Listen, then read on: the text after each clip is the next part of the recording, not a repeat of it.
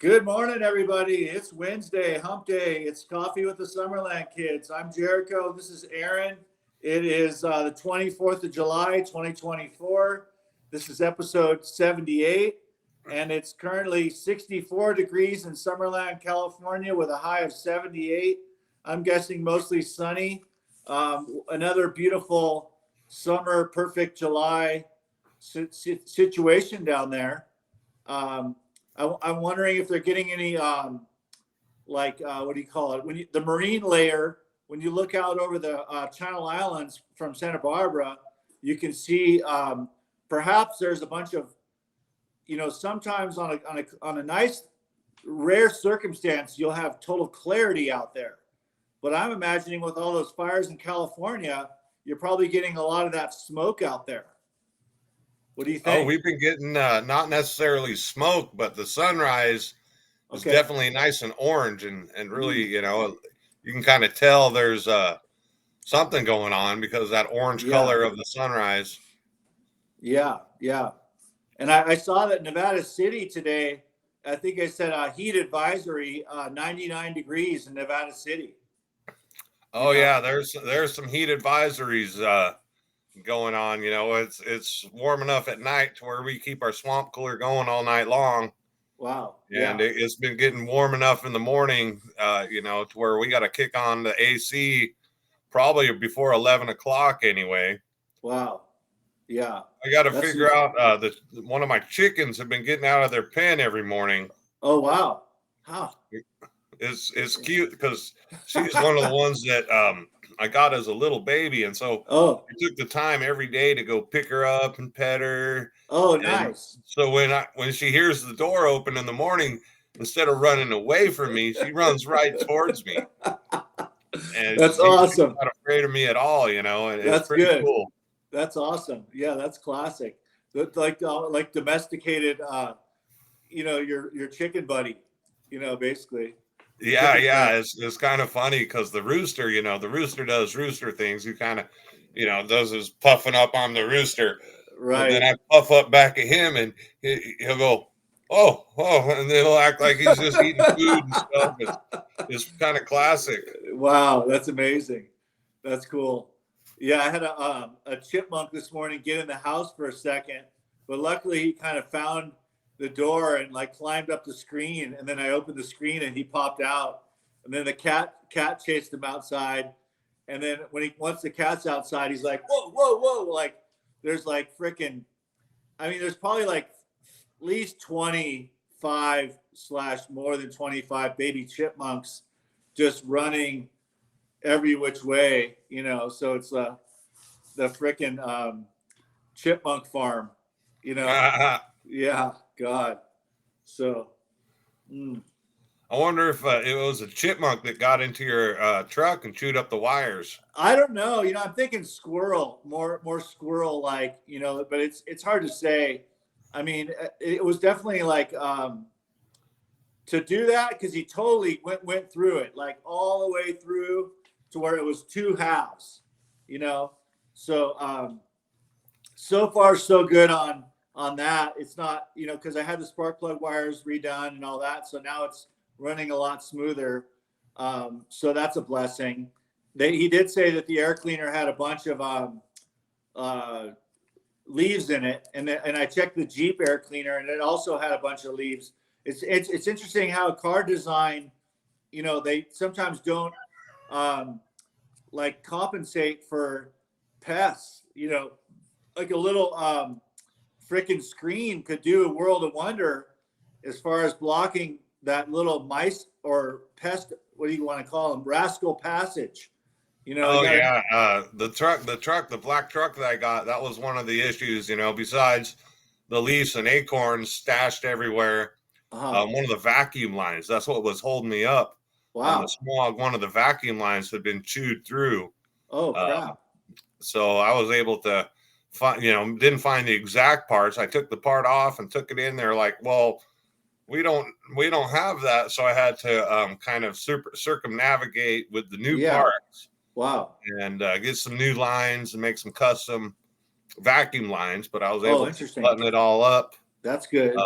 it was really nice because I took it in to get it smogged. I don't know if I told you, but it was like Yeah. well below the required, and in fact, well below the average. So Oh, good, good. it's running super good, super clean. That's You amazing. know, I'm the second owner, so Yeah. you know, it was pretty well taken care of, other than Yeah. it was set on the ranch for a few years. Right. Did you did you add that to the listing, right? The second owner on the in your listing, or no? Yeah, yeah, I did. That's good. That's good. That's good. I think it's got a lot of perks going for it. It, you know, I know it's the products for. Did you wash it? Like, did you like try to? I don't think you've tried to wax it or anything, have you? No, I was looking at No. some of that. Kind of, it's like a clear coat, just the application, Uh because some huh. of the paint is faded. Okay. Um, but no, I gave Yeah, it a good you know, power wash that's and cool. cut all the dust off of it. And I you know, can't it's remember. nice. Is Huh? it a Dodge? Is it a Dodge? I can't remember. Is it a Dodge Yeah, or is it Dodge Ram 2500, three okay? quarter ton, And what year is it again? a 94. 94. Okay. So, I think you got one of the good years because the paint seems to be holding up, right? Yeah, there's a couple spots. Okay. But not But yeah, bad. there's it looks pretty good shape for Yeah. a Okay. 94. Yeah. Because some of those Dodges, certain ones have a flaking problem where the paint will flake off really easily. And then my dad's is a year 2000, and it's got like sort of maybe it was where he had it parked. Maybe he always parked it in the same place, and the fading is faded all the way through to the primer. Um, so it just requires you can wing it and kind of like put something else over the top of it. It's hard to make it look good unless you really spend a lot of money, I guess. Yeah, Sometimes. sometimes you can put like a clear coat type stuff on there. The Yeah. I've been seeing that. I've used it before, Oh, and it's really just like cool. a clear. I don't know exactly, polymer, and Polymer. you just Yeah. wipe it on, and Uh-huh. it clears it right up. Oh, nice, In a nice. couple cars that are like, wow, that's faded, and just wipe the stuff on. I guess it's the clear coat starts fading, and it causes, you know, a refraction of light, and so you just Yeah. clear that up. I know some people like to wax their cars and keep them super clean, and that'll protect it Yeah. for years, you know. Yeah, no, it's challenging on such a big thing though, to get it done. Because it's such a big rig, more or less. When you Yeah, gotta yeah, you have to stand up on a little step ladder. Well, you're so tall, you have a good reach, but and a normal person would probably have to get on a milk crate or something like that to wax that hood. I bet. yeah. It's got running boards, so you Mm, know, I mean, it's not like super high, hard to get up into, but it does got the yeah. running boards. I think it's more cosmetic than utilitarian per se. Right, right. Yeah. My truck, the old 98 Chevy, it's pretty faded. I mean, my mom had one time she had the hood redone.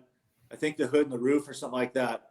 I don't know why she felt like doing it, but she did. And and that shit's, it's broken down again. It's sort of like basically sometimes, unfortunately, uh, body shops sometimes get a bad mix, or the painter's person who's been passing through, and they hired some guy on, and everyone trying to get stuff done quick. Sometimes, like, if you use product that dries really quickly, um, it sometimes doesn't have the longevity, or your mix is wrong, like too much of one thing, and it's not doesn't hold up as long as you like it to hold up. So anyways, I know people like their cars to look nice, but old trucks like that, it's almost, there's something to be said for things that don't look that perfect, because it doesn't attract attention. When everything's so shiny and perfect, it almost makes you go like, oh, second glance, what can I steal from that truck? Because Yeah, yeah. It's so I don't spend too much time on that, you know. I yeah, think that I guess I'm more utilitarian when it comes to vehicles. I'm Yeah. not super concerned on, oh, the paint's faded or it might have a little bit of dust on it. Definitely Yeah. like to keep the windshield clean so I can see Yeah. out of it and everything. But as That's far as like cool. fading on the paint or I anything, know, right? I'm not really too concerned about all that. Yeah, it's kind of good not to be, because it gives the buyer also a sense of um, knowing where they're at. It's like you can see clearly the condition. The condition isn't hiding from you. The condition is showing itself, and you're totally okay with it. So that's cool, rather than some sort of like hidden factor. Like, oh, you wash it, and all of a sudden, whoa, wait, what happened? The Uh, you know, so but it sounds like a good truck. I mean, have you ever used Craigslist? You ever? yeah, I've used Craigslist before. Yeah, That yeah, seems to be pretty good. it My is. helper's already said, "Oh, this is a great truck. Is there's a way I could, Oh, he like, seems to want it or like it. I guess it's definitely helpful to have a full size pickup, a 3/4 oh, ton for pickup. sure, absolutely. I was looking at, doing some concrete in the garage floor Uh and a huh. pad for a shed, and they got the Uto concrete mixers. Yeah. And my red truck, he's like, "Oh, we can only put a half a yard in it." Oh, And then with a 3/4 ton, he could put, I think, 3/4 of a yard. And then okay. with a full ton, a 3500 or a F350, full 1 ton pickup, Uh huh. you can tow, put a yard and a half. Oh, wow. So that saves a little bit of money and a little bit of time going back and forth. Not that Yeah. I think, Wow. I guess I did the figuring, and it's going to take quite a bit of concrete to do everything I want. So it's kind of a Yeah. slow project, a little bit at a time. Yeah. That's cool. That is like those are good things to have done, and taking the time to really make it nice, like what is it called, the forming, building the forms nice and putting the rebar in there, right? All those steps that it Yeah, takes to. grade the ground and then put a layer of gravel down so that it's, Wow. so the form, you want the slab to be um, consistent. You don't want a Yeah. 4.5 inch here and 3.5 inch there because that'll weaken the whole form. And Right. you definitely want some reinforcement in there, whether, we're using 3/8 rebar, but there's also like mesh you can put in there. And Oh, wow. I think that the rebar ended up being a little bit less expensive, or Uh-huh. maybe a little bit, but it wasn't that much difference. So we went with the rebar. It's definitely a lot um, more solid, 3/8 Yeah. versus an eighth of an inch or something on the wire gauge. Yeah. Huh. And then I've definitely done the cement, like when I was at, like I was probably only 15, 16 years old, but my mom's boyfriend at the time, when I was over in Hawaii, and I went to work with him as like a junior assistant helper. And we were pouring concrete, like um, for mini storage units. So there were these essentially, I remember being up on the roof where we were pouring a whole, I mean, it had to have been like 70 yards, like a really long rooftop. And of course, we probably had a truck come with the boom and the pipe coming down, feeding us the cement. And we were, had the cement boots on, and we were doing the whole tamping thing and all that. I imagine they were going for a totally level playing field. But sometimes in garages, it's nice, like as you probably know, to have a little sort of a small grade, I guess, so the water runs out, it doesn't pool up. I mean, Yeah. We're looking at part of the concrete I want to pour. It is going to be on the outside of the shed, and we're kind of looking okay, at what's the best way to slope it for the drainage, because yeah, that's you want smart. it to puddle up on the drainage. Yeah, So I think we're going a half an inch for every 10 feet or something, just enough so yeah, the water can flow off yeah. and That's everything. smart. That's nice. Yeah, that's good stuff to get done. Imagine, is there houses just like your house in your neighborhood that have the same sort of house and outhouse, like, or house and detached garage? Is there? Yeah. There's a quite a few of them that are pretty Nice. similar. You know, same kind of year, That's cool. same kind of smaller house. You know, not the under 1,000 square feet. Actually, it's a small house, but for me and my Yeah. girlfriend, it seems like it's really a big house for just the two of us. You know, Yeah. we don't see how if we had a bigger house it would make much sense. You know, just more space for stuff to accumulate, and Yeah. we're already getting enough stuff. You know, I'm looking at Yeah. things that I guess I've had for years. Yeah. I really haven't touched or done anything with. Right. But you got plans, you got the idea. Yeah. The It's idea like is, that van truck I got, that cargo truck, uh-huh. that step in delivery 1970s truck. It's like Yeah. I got that thing, and it's big enough to utilize as a storage shed. So it's Right. filled to the brim with Oh. all the stuff that came out of the garage. Oh, wow. So once the garage is finished, hopefully I'll be able to set up with some shelves and Okay. be There able you to go. start taking everything back out of there and Yeah. organizing it to Wow. where it's Yeah. useful or accessible. I find that the more stuff I get, it starts piling on top of the other stuff, and then more Yeah. stuff piles on top, and you can't remember exactly where it's at. And then when you need something, you're like, where's it at? Yeah. It's so challenging. I have that same problem with the garage right now where um, I just need to like spend probably a day, be like commit to the morning shift or something like that, and basically just bring a lot of stuff outside, and then reorganize and bring it back in, but bring it back in with some real clear intention of bringing pairings together. Power tools can be put in a box or a container or something. Figure out some sort of system that's usable, where you can, like you said, find something.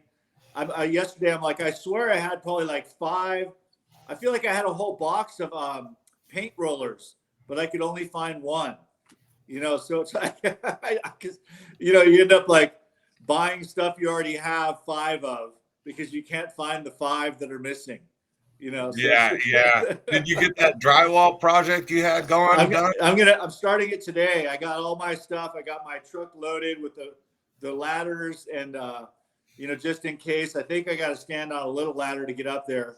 And it's funny how Facebook, once you like one video because someone does a good job of like showing someone patching drywall, now it's all I'm seeing is drywall patching on my reels in my Facebook feed. So I definitely have a good game plan now of watching these how-to video guys sharing their drywall shenanigans. So I got my 5-minute mud. I got my 90-minute mud. I got, da da da da da on that You got a stuff. good idea how much drywall you're going to need as far as Well, like cutting out the I cancer and yeah, I don't have to really take any drywall out, thankfully. That was what I was told. I mean, I'm just basing it off of pictures that I got. But it looks like the kind of thing where you take the X-Acto knife and cut into it and cut out cut out just a little bit, like a little groove, or cut out the tape that's kind of bubbling. That's more or less what it is. It's cosmetic, like surface cosmetic type repair. Um, I imagine I'll use a little bit of that mesh tape on it, and just try to get it real tight and smooth and minimal. Keep it small, but also just keep it. I want to make it invisible. I want to make it, of course. I was talking with an old friend of mine in Santa Barbara who's a painter, and the trick is hiding it from the eye. Keeping it so the eye doesn't catch it. It's like it's a game of hide and seek with your problems. Try to. well, it's good you got the roof fixed, so you're not going to have any future Oh, problems. And I guess it's yeah. good that it didn't soak through and fall I out. know. I know. It wasn't that bad. Thankfully, but it was an ongoing thing where thankfully now we finally got it, taken care of. So now moving forward, we can be pretty confident. But this place gets some substantial snow accumulation, not quite like Tahoe or something with like 10 feet of snow on those roofs that they showed. Like, it's almost like the guy standing next to a giant marlin or something in terms of how much snow comes.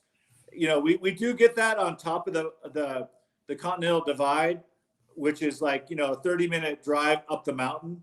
But down here in town, it's not that intense, thankfully. So, but it's still a factor. I mean, the snow sticks on the ground here, and it does stay for a good number of months. So it is real winter wonderland type vibe once it hits here. So. No, that's nice. I lived up in Placer County. Up, Mm-hmm. I lived in a little town called Pollock Pines. Oh wow!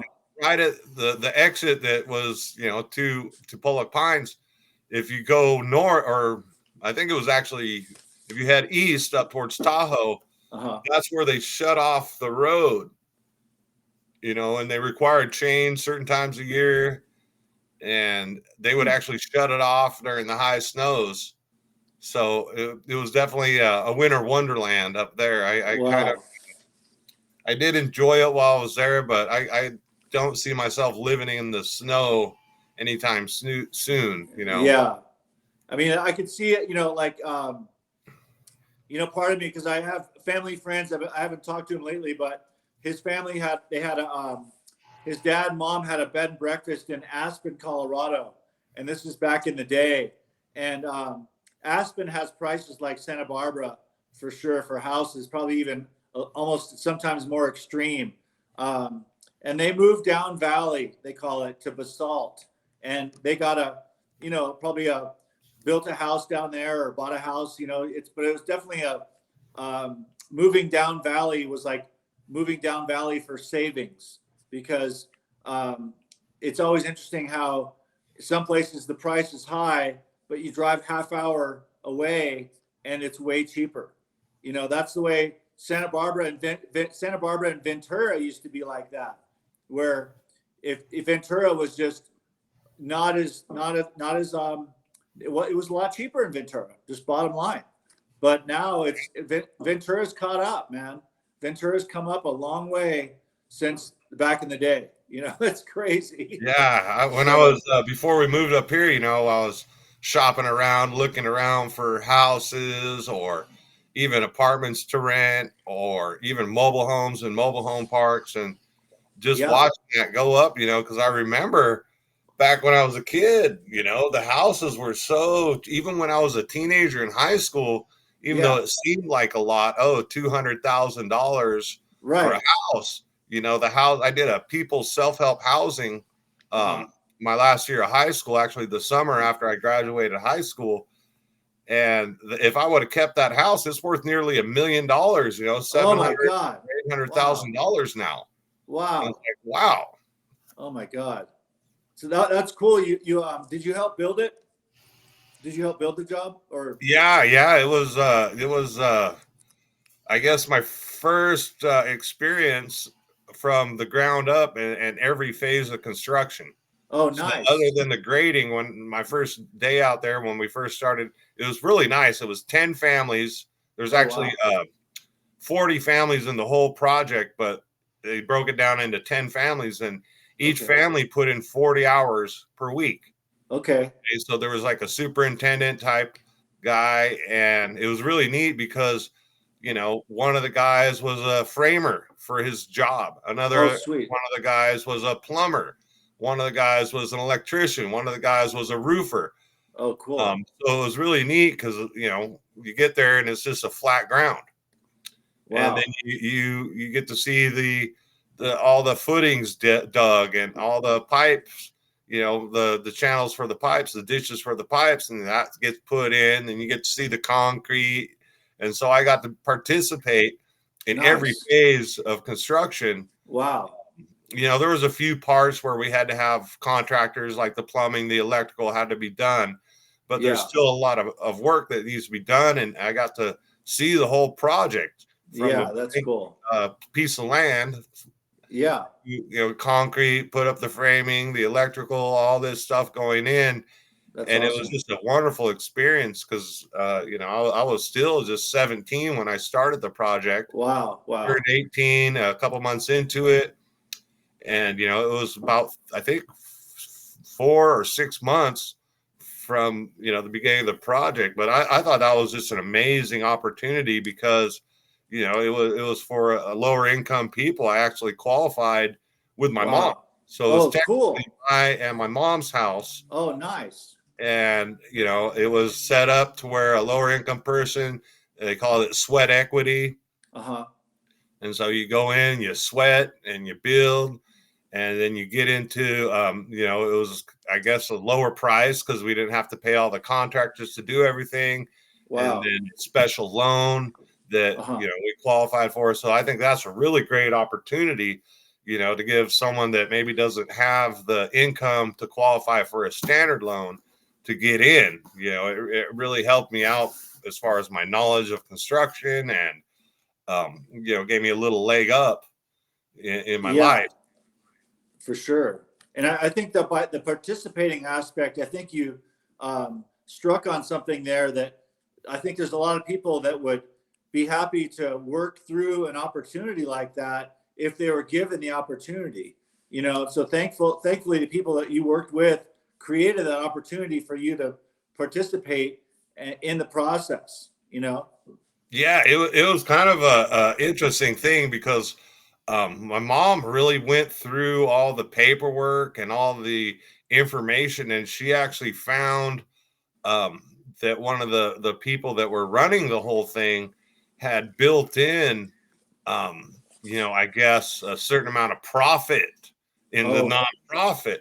And oh, so she ended up exposing all this, and getting all the families loved her because she ended up saying, "Hey, wait, we shouldn't be. We should get less expense because this is all not part of the deal."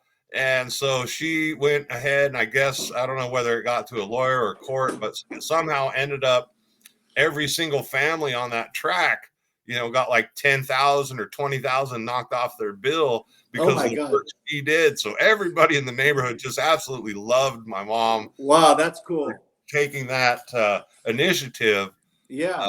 and finding those discrepancies, I guess. And Wow. um, And knocking that out. Yeah, that's huge, man. That's giant. I heard of a similar, one of my friends up here, like in 1980, built a house, and he said he was a part of a similar group where it was multiple families helped each other build each other's houses, essentially. He said he was sort of like a lone wolf in the whole thing, but he um, he got it done, and he has a house, and he's still there. He's still living there, and he had a funny situation with his one of his I think he was married twice, but his second wife, he had to actually buy her out of it eventually, which kind of like put him back a little bit. So, but now he's there and he's happy, and you know he's got a nice house on a cool piece of property in Colorado because of one of those programs that allowed the lower income families to be a part of that home ownership program. So that's big. yeah, it's really cool because after you spend 4 or 6 months working with people, you build that sense of community. You Oh, for know, sure. Yeah, it's like, rather than just being in a house and going, "Hi, neighbor, nice to meet you." You knew yeah, these people, and it was yeah. like it really did form a real nice sense of community. So That's it was a that's really amazing. nice community. I remember Fourth of July's, the whole neighborhood would come out and light the Safe and Sane fireworks, and kind of just a whole little get together with all the people that have worked together. You build some nice friendships, some long term association and bonds. And it's not just the neighbor next door. This is the neighbor I spent 6 months with, building our future. So it Right. really is a lot deeper connection and everything. That's Really cool. cool. That is cool. Yeah, one of our neighbors has a thing where we have to work on our road annually. So he puts together a date and orders a bunch of gravel, and we all work together and fill the potholes. And it does sort of, even though it's kind of a pain in the ass to like throw down the couple $100, um, but it makes it cool because it's sort of working with your neighbors, of which you don't always get to do that. So you might see each other on the road and passing a wave, hey neighbor, but like you said, you don't get that bonding experience of actually physically being with them. So cheers to neighborhoods and building friendships and community, you know? Absolutely. Absolutely. We made it. We made it another 30 minutes. Yeah. Episode, what was this? Episode 7-8. 7-8. My God, it's amazing. We're rocking them out, man. We're gonna hit 80 on Friday. Yeah, that's exciting. It is, man. We're getting the numbers. We're rocking our numbers. Well, Killer Aaron, thank you for another great show. We'll see you mañana, and you have a great day. All right. You take Okay, care. man.